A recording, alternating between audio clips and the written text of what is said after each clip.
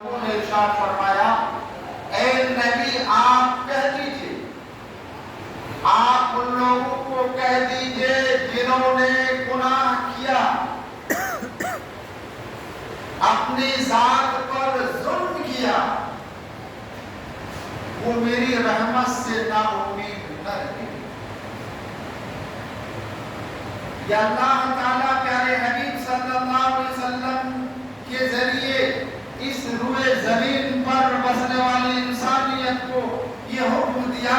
کہ جو گناہ کر چکے ہیں،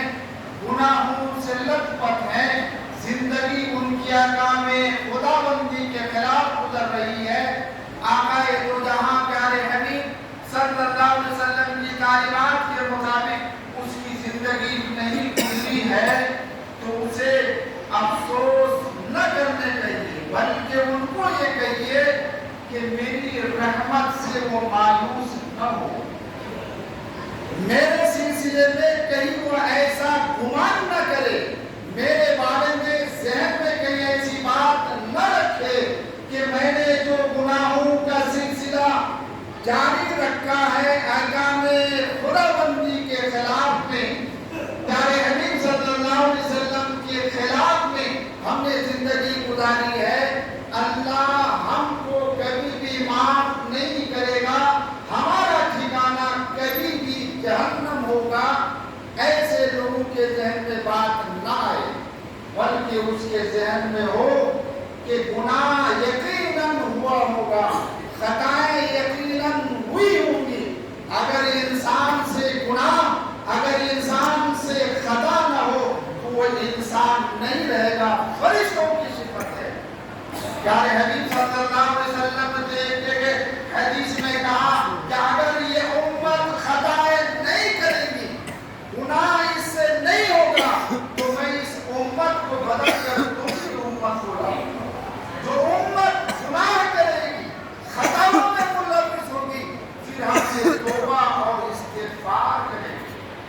میرے سامنے وہ امت گر گرائے گی، میرے سامنے اپنے گناہوں خطاؤں کی معافی چاہے گی، میں ایسی امت کو لے کر آؤں گا۔ لیکن کوئی انسان بھی یہ نہیں کہہ سکتا، کوئی انسان ہرگز یہ نہیں سوچ سکتا کہ کبھی بھی ہم سے گناہ سرزد نہیں ہوا، کبھی ہم خطا نہیں کیے، کبھی کوئی انسان نہیں کہہ سکتا، کیونکہ پیارے حبیب صلی اللہ علیہ وسلم نے فرمایا کل بنی آدم خطاؤن خیر الخطائین التوابون، اس روئے زمین پر جس نے بسنے والے انسان ہیں سب کے سب خطا کار ہیں، خطا کاروں میں، گناہ گاروں میں سب سے بہتر انسان وہ ہے جو اپنے گناہوں، اپنے خطاؤں سے معافی چاہتا ہے، خطاؤں سے درگزر کی درخواست اللہ کے سامنے کرتا ہے، اللہ سے لو لگاتا ہے، اللہ کے سامنے ان گناہوں، ان خطاؤں کی معذرت کے ساتھ درخواست کرتا ہے، وہ انسان سب سے بہتر ہے۔ گناہوں پر ڈھکائی کرنا، خطاؤں پر ڈھکائی کرنا، اس پر جم جانا، یہ سب سے بڑی خطرناک بات ہے۔ یقیناً گناہ ہوئے ہوں گے، خطا ہوئے ہوں گے، لیکن انسان کا کام یہ ہے کہ ان خطاؤں، ان گناہوں سے اللہ کے سامنے معافی مانگے، اللہ کے سامنے گر گرائے اور سچی توبہ کرے۔ پیارے حبیب صلی اللہ علیہ وسلم نے فرمایا التائب من الذنب کمن لا ذنب لہ، جس نے توبہ کر لیا گویا اس نے گناہ کیا ہی نہیں۔ اللہ کے یہاں اللہ کی رحمت کتنی وسیع ہے کہ اگر انسان گناہ کرتے کرتے کہیں بھی ہو جائے، لیکن اللہ کی رحمت پار نہیں کر سکتا، اللہ کی رحمت کہیں اس سے وسیع ہے، اللہ کی ذات کہیں اس سے زیادہ فرما روا ہے، معافی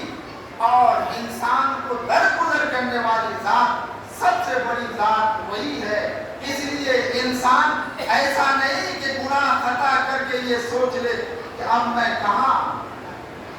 जन्नत हमारा ठिकाना।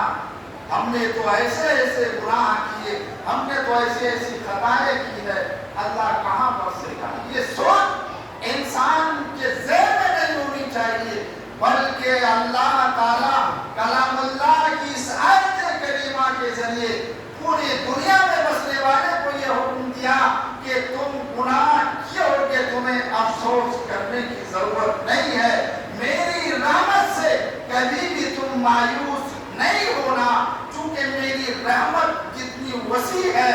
दुनिया उससे ज्यादा वसी नहीं हो सकती है। इसलिए अल्लाह ताला ने कयामत की सुबह तक इस उम्मत की माफी और तलाफी के लिए एक हेडलाइन जारी कर दिया, एक शक्ल जारी कर दी कि इस उम्मत के लोग अगर गुनाह करेंगे, खता करेंगे, लेकिन इस काम के जरिए,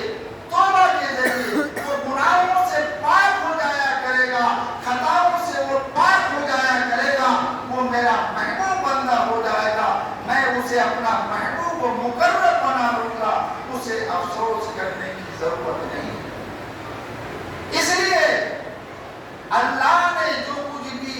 जिंदगी हमारी बाकी रखी है, कब हम चले जाएंगे, कब हमारी आंखें बंद हो जाएंगी, कब सांस काम करना बंद कर देगा, कब दिल काम करना बंद कर देगा, किसी को कोई खबर नहीं है। आज कैसे कैसे लोग गुजर रहे हैं, रातों दिन हम देख रहे हैं, दफना रहे हैं, बच्चों को भी हमने दफनाया, जनाजे की नमाज पढ़ी, हमने बूढ़ों को भी दफनाया, जवानों को भी दफनाया, अपने हम उम्र के लोगों को भी दफनाया। क्यों?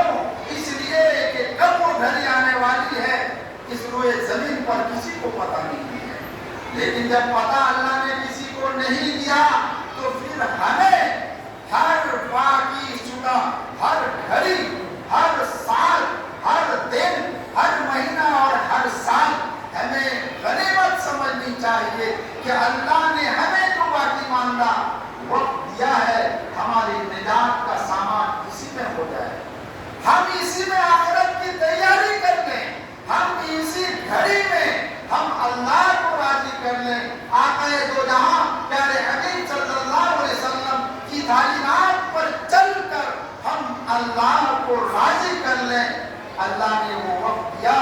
और हमें वो चीजें गनीमत समझनी चाहिए और गनीमत समझकर अल्लाह के हुक्म पर चलना शुरू कर देना चाहिए। आक़ाए दो जहां प्यारे हबीब सल्लल्लाहु अलैहि वसल्लम की एक एक सुन्नत पर हम सबों को चलने की कोशिश करनी चाहिए कि न जाने इसके बाद अगली साल, अगले हफ्ते, अगले महीने में हम इस काबिल होंगे या नहीं होंगे, हमारा जिस्म काम करेगा या नहीं, हम चाहते हुए भी हम आगाम खुदाबंदी पर चल पाएंगे या नहीं पाएंगे। आक़ाए दो जहां प्यारे हबीब सल्लल्लाहु अलैहि वसल्लम के तालीमात के मुताबिक हम चल पाएंगे या नहीं चल पाएंगे, हमें इसकी खबर नहीं है। जब खबर नहीं है तो आइंदा जो कुछ भी हमें मिल रहा है, ये अल्लाह की तरफ से हमें गनीमत समझनी चाहिए। इस दुनिया की कामयाबी, आखिरत की कामयाबी के लिए हम सबों को तैयार हो जाना चाहिए। अल्लाह ताला से हम सब मिलकर दुआ कीजिए कि अल्लाह ताला हम सबों को अपनी मर्ज़ियात पर चलने की तौफीक अता फरमाए। अगर हमने अपने दिल को गुनाह और खता के जरिए सियाह कर लिया है, अल्लाह ताला हमें सच्ची तौबा की तौफीक दे और तौबा हमारी जिंदगी में आए, मरने से पहले हम तौबा कर लें, ताकि अल्लाह हमारे किए हुए तमाम सय्यात को माफ कर दे। जब हम ये दुनिया से जाएं तो हम साफ सुथरी जिंदगी लेकर जाएं। अल्लाह के यहाँ जब हिसाब व किताब हो तो हमारा